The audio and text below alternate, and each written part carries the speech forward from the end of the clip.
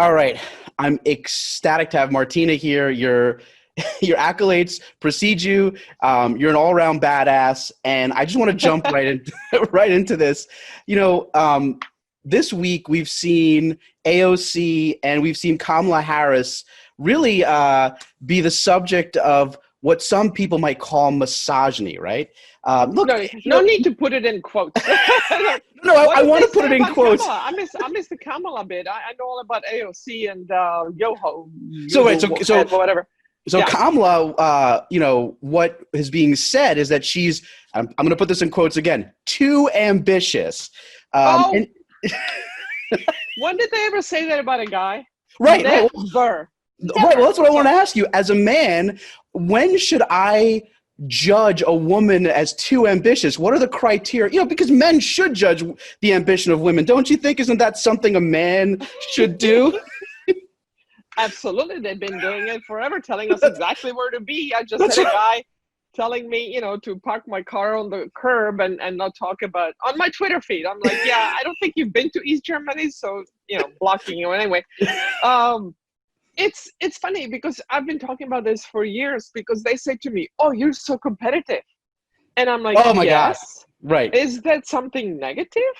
Because I don't think you say that to Roger Federer or Rafa Nadal. Rafa Nadal, you too competitive. Really? Never did you hear? The only way you talk about Rafa's competitiveness is like, it is an amazing thing how he chases every ball, blah, blah, blah, hates to lose, blah, blah, blah, bravo, bravo. And for me, it's like, or other women, it's a negative. And it's like, hello, whoever goes on the court saying today I want to lose, so I'm not going to be competitive. That's right. What the hell? Right. What does that mean, you're too competitive? So, that's a point, though, isn't it, Martina, that if you're going to play sports, if you're going to play tennis, it's a sport. Competition, aspiration, the desire to succeed. Honestly, all joking aside, what is wrong with that? Why do men have a problem with women who want to be successful? I mean, men want to be successful. What's so terrible about a successful woman? Very simple answer to that. They're threatened by that. Yeah. So it's all about that, isn't it? I mean, for me, it's about doing my best at whatever I do, whether it's playing tennis or playing beer pong or tiddlywinks. I play hockey. I took lessons in skating and stick handling because I wanted to be the best hockey player I can be. I know I'll never be as good as the other women on my team, but I still wanted to be my best, whatever that is. So that's where my competition is. It's with myself, and I don't let myself off the hook. If anything, I need to be nicer to myself because I demand the best of myself, and then of course I demand it of my kids and everybody around me. But I never ask them to do something that I wouldn't be doing myself. So there's that. But it's just an amazing put down to women that basically when you say you're too ambitious, it's again telling us to stay in your lane. Basically, shut up and dribble. Meaning you are outside of your zone and you need to go back in it. And it's something men rarely experience, you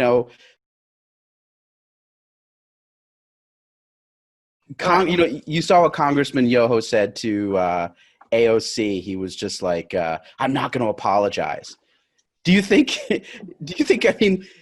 if you say something, that's pretty awful, right? I mean, it warrants an apology, don't you think? Well, I was wondering, okay, so I won't even repeat what he said, which was awful, but he said, I have 2 daughters, so I watch my language. And I'm thinking, if he's watching his language, how does he really talk to his daughters and his wife? If this for him is okay? I mean, on what planet is it okay to talk to anybody that way, that you respect, that you have, that's on your level, that, I mean, I can't even go there. But the let me flip it through. Let me flip it one way. If people like Yoho are being truly tested and frustrated by AOC, don't you think she's doing something right? Absolutely. She's getting under their skin big time. That's why she's getting so much attention from them. They see the threat, just like Trump saw the threat from Biden way back when he started going after Hunter, right? Yeah. And trying to dig up dirt on Joe Biden. Good luck with that. You need a big ass bulldozer if you try to get dirt on Joe Biden. But AOC threatens them. That's why they were on her case from the very beginning. And I just crack up because, you know, when they do that stuff, that means they ran out of facts, they ran out of arguments, and so they resort to that, name calling, because they got nothing else.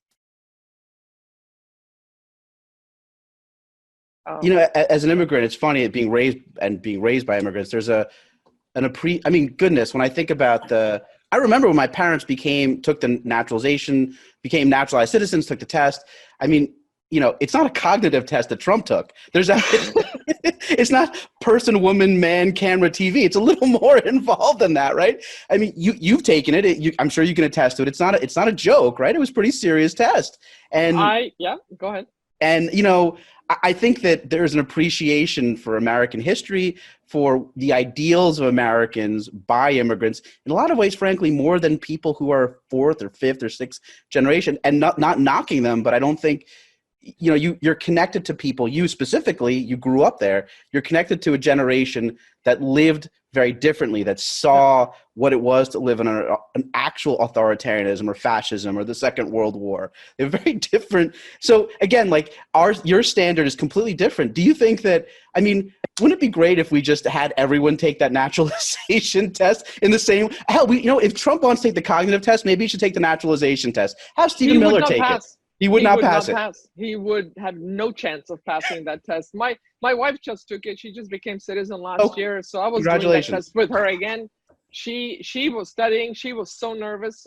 We went over that, and when she finally did get sworn in, there were about 150 people in a courthouse here in Fort Lauderdale. 150 people from 50 different countries. About half and half, men and women. A lot of people of color, all kinds of Africa, South America. All over the place, Cuba, of course, Russia. There were a bunch of people from all over, and then when they got sworn in, there comes a video, and it's a video of Trump and people welcoming him to our country, and which is kind of ironic. Ah, goodness! And most people were laughing. They were like laughing because it's a joke. He's telling you welcome. Meantime, he's trying to do everything he possibly can to keep them from here. I mean, unless you're from Norway or something. So, right? Yeah. I was shocked. Pass that test. No way. No way. You grew up in you know, the time of the Soviet Union. I mean, when Republicans warn about, you know, AOC and the Democrats with communism and their socialism, I mean, you grew up under the thumb of actual real communism. Is what they're espousing or assigning to Democrats anything close to growing up under the thumb of actual Soviet Russia? Is it in any capacity similar? No, well, what Trump is doing is actually becoming similar to what I grew up under, which means you don't have a choice. If you say the wrong things, you will be punished for it, et cetera, et cetera. So he's removing the regulations for business, but he's putting regulations on people, like, for example, the right to freedom of choice for women, the freedom of you getting your contraceptive from your healthcare provider or the company that you work for. Taking all those things away. So this reminds me of the system that I grew up under, where you had no choice and you had to watch your words, or else you would get in trouble, which is part of the reason why I left. So but, I mean, the comparisons are just so pathetic. And by the way, I just saw a documentary on Hitler the other day on Netflix, and he was speaking to this massive hall, and on the wall it said, "Macht Deutschland Marxismus frei," meaning make Germany free of Marxism, right? So, and he's calling us Marxists. What does that make him? On the same side as freaking Adolf Hitler. So here you go. They have no idea what they're talking about when they're talking about socialism and communism. None whatsoever. Well, what? There's also this complaint about the tamping down of conservative voices on Twitter, right? I mean, correct me if I'm wrong, Martina, but would you say that you get a tremendous amount of shit from people on Twitter? I mean, has it been blocked at all? Has the nastiness, has the name calling, has the bots, have any of that, have the insane theories directed at you that you've seen, have you seen them kind of coming down? Are they pretty consistent? Are they stopped from doing so? It goes in spurts, it seems. I think they all go to the same school of bots and trolling and talking points, because it's funny. It just, that one day I get a whole bunch of tweets basically telling me the same thing. So, I mute. I mostly mute, but sometimes I block. Sometimes I report people because they're really calling me funny names or weird names or horrible names. So then you report and mostly block. So yeah, so my Twitter feed is pretty clear of really nasty people. But you don't see they still come up. You don't see a silencing of conservative voices, right? I mean, it's not this idea, and this okay. No. The people on conservatives and Trump would say that the silencing of their voices on platforms is akin to what the Soviets did to people, or the East Germans did, or the Stasi, or the KGB. I mean. It's so absurd, but I have to ask you. I mean, you live there. Can you give like an analogy of how far off that is to reality? Because if they said something against the government the way they sometimes do, certainly did against Obama, they would be put in prison and sent off to Siberia or sent off to some political when they try to change their mind, re-education program, whatever. Or they would basically lose their job and they would have to work as a janitor in some building. So, yeah, if you get banned from Twitter or you get 12-hour timeout from Twitter, there is a reason for that, because you started threatening people. But talking about that Trump stinks or saying Obama stinks, nobody really pays attention to that, and that's as it should be.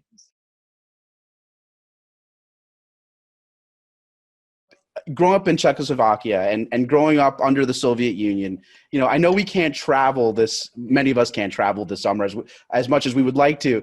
I mean, when Trump decides that he wants to delay the election, does that remind you a little bit of your childhood? Do you have this long memory of just? I think he's getting the orders from Putin. So this reminds me of my childhood joke, which was Czechoslovakia has the biggest car in the world because the car is in Czech Republic or Czechoslovakia, but the steering wheel is in Moscow.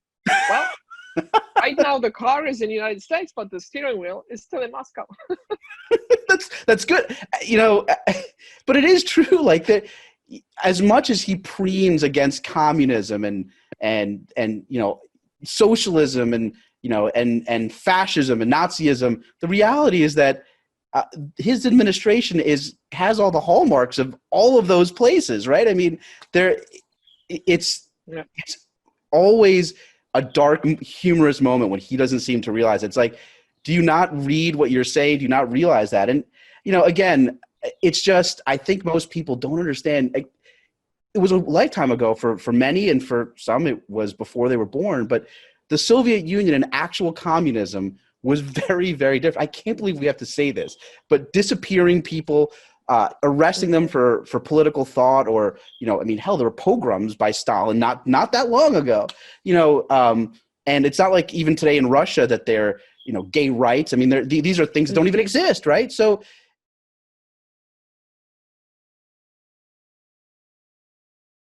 But there are people, Martina, and I'm sure you agree with this, who truly believe this, who truly believe that somehow AOC or Nancy Pelosi or Democrats are the same as like the worst Soviet dictators, the worst, leaders that were under their thumb, that healthcare for all and Obamacare is somehow equivalent to some Soviet style, program. How can we tell them? How can someone who lived there? What would you say to someone like that who tells you that?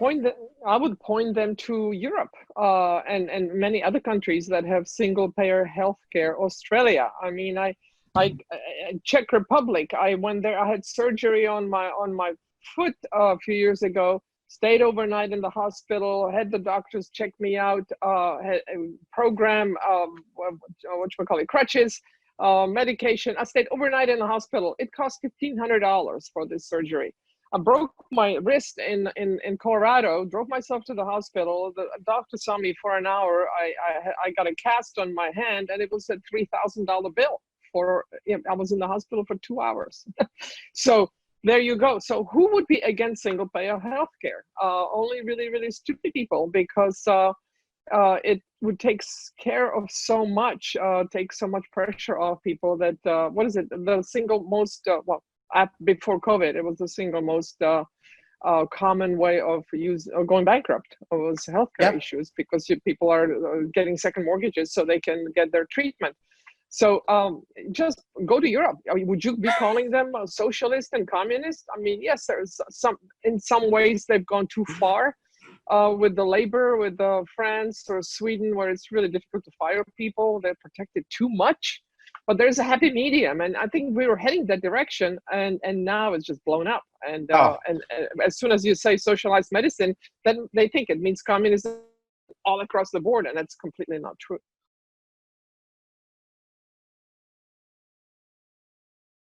But I think because of the war in Germany, and I think most of Europe, you cannot wear the swastika. You get arrested, you go to prison.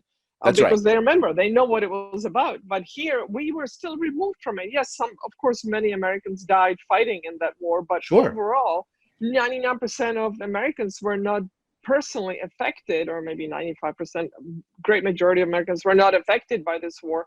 And by the way, that was 80 years ago. So Americans don't really know what it's like to be threatened and have this existential threat that most of Europe went through. So, and I think it goes to COVID, you know, when they needed to wear masks, no problem. This is like so easy compared to solving a war, that people are much more disciplined about doing the right things. And I think that's one of the reasons why you see the numbers going down there so much more than here in America, because, oh, it's my personal freedom. I have the freedom to not wear the mask. And by the way, the Constitution says you need to behave in a way that's for the common good, which would mean you need to wear the damn mask so that you don't infect other people.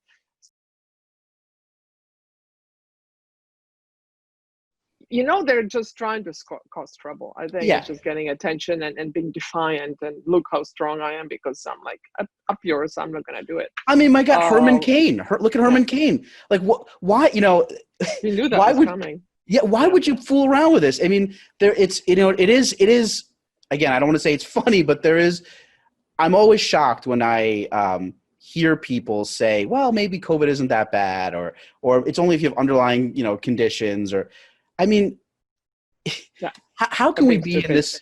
And part of this is when Trump as a president doesn't get behind wearing a mask day one, which again, literally, Martina, it's the least thing that someone can do. It's not getting a shot. It's not going to get a vaccine.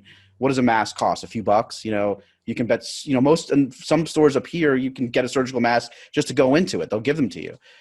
It's absurd. And I'm deeply concerned, like, that there are people who really genuinely don't believe this is a real thing. I mean, they think that it's like Bigfoot. Oh, because I haven't seen someone drop dead in the street, it's not real. Is that really the standard that we're going for? That unless these people see someone die? Well, but even when you do, as Trump said, don't believe what you see and what you hear. Believe what I say. It's peculiar, because when they talk conspiracy theories, okay, usually the most simple explanation is the true one. But imagine what it would take for all these people to be saying, oh, this thing is happening, when it's actually not happening. I mean, how do you put your mind to that? People saying, oh, the numbers haven't gone up at all from the fatalities of last year to the fatalities of this year. Like, we're just making stuff up. A good friend of mine is a doctor in an ICU here in Miami. She came to a dinner with some friends the other day, and she was wearing a mask because she wanted to make sure she wasn't giving it to anybody else. But I find it peculiar also, going back, we were talking about women and misogyny and this and that most countries that have done the best are run by women, and the countries that have done the worst, well, here we go. Why do you think that is? I think because women are caretakers, and naturally as well as culturally kind of put into that. But we're used to multitasking and taking care of everybody, and building consensus and making and teamwork and making things work. And they think long term. It's not about just now, but what really works. And the caretaking comes into play here, where the guys are like, they don't go to the doctor when something hurts until they absolutely have to. They're like, oh, I'll be okay, I'll be okay. Just like Trump said, oh, this is going to go away. Well, no, it's not going to go away. And again, not asking the questions, not being able to, not wanting to listen to advice from experts. I mean, I tweeted this a couple of months ago or weeks ago. I said, if you want your kid to be the best tennis player, are you going to take him or her to me? Or are you going to go to the guy next door, that just is a really nice guy and maybe teaching him or her how to play? You go to the experts. Of course. So why do we not listen to experts in this? All of a sudden, everybody's an expert on everything. When I'm very, very curious. I know a lot about a lot of things, but there's a lot that I don't know. So when I don't know, I'm like, oh, I don't know, but I'm going to try to find out, or I will ask somebody that may know. I ask questions. I don't want to keep talking. I want to learn. So I think it's that women have had to listen all their lives and figure out how to make things work. So, that's why we have better outcomes in these countries. I'm the children of immigrants. You're an immigrant. It feels like the entire Trump administration has been one summer like thriller after the other. First it was, those adorable brown children now in cages. We have to put them in cages because they're so awful, even though they're tiny and cute and just want to live and breathe free air. Now we've moved on to, for suburbia this summer, coming, your neighbor, a person of color, now your children are going to be exposed to diversity. It just goes on and on. They're trying to scare people.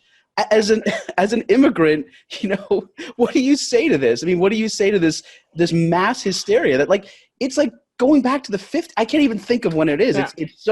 It's the worst, the lowest of the low. Well, I think they're trying to scare Americans that have really not been threatened by anything. And immigrants, just by getting here, they've been through a lot, some a lot more than others. So for me, immigrating, leaving my home country and leaving my family, who I never knew when I was going to see them, that was the toughest thing I've done in my life. So whatever else I'm doing here is piece of cake. And I think that's the case with most immigrants. Yeah. They start with nothing. They don't speak the language. Many of them, they really have to scrap the bottom of the barrel to work their way back up. Doctors, driving a truck because their doctorate degree doesn't apply here. So we've been through a lot. So we're not going to be scared away. But he's trying to scare away the people that have lived here, that have had a pretty cushy life. Going back to the 50s, the middle class, one job, the father works, the mother's at home taking care of the kids. And we're scared of everybody that doesn't look like us. And now the colored people of color are starting to outnumber the white people. So they're scared. He's scared, and so he's trying to scare us even more into voting against their own interests, which is actually kind of ironic. But the fear mongering is very strong, and it works. They're cheating a lot of places. And it works, but we're trying to do our best. The victimhood that they would suffer as men who have been predominantly the leadership of this country if a woman was hell, even vice president. And of course, it's absurd, right? I mean, it's this fake victimhood, right? I mean, I think, again, being threatened, women are not valued and validated as much as men. We see that across the board. I have a friend who, major champion. Well, I can tell you, it was Chris Evert, and she told me the story how they're in a meeting with like 50 people. They have a big production meeting, and she said something, and nobody said anything. Brought up an idea, nobody said anything, and 10 minutes later a guy says the exact same thing, and they're like, oh, what a great idea. Chris Evert was marginalized by bringing up the same idea than a guy that never won anything said 10 minutes later, and he was valued and she was not. I'll leave it with this. Martina, you're, as I said at the onset, you're a badass, but I want people to know that you chose this country, right? That this wasn't something, and you came here specifically because of what this country represents. And that's what immigration is, right? I mean, that is what an immigrant is. They choose to come here because of the ideals of America. Financially, I would have been better off staying in Europe. I could have gone to Monaco, no taxes, but I love this country. I love what it stands for. And I've done my share paying taxes, and I will keep doing that. And that's why I will keep fighting for it. So yes, I had a choice, and this was my choice. And that's why I keep fighting really hard. And you wouldn't live anywhere else, right? This is your home. This is my home, baby.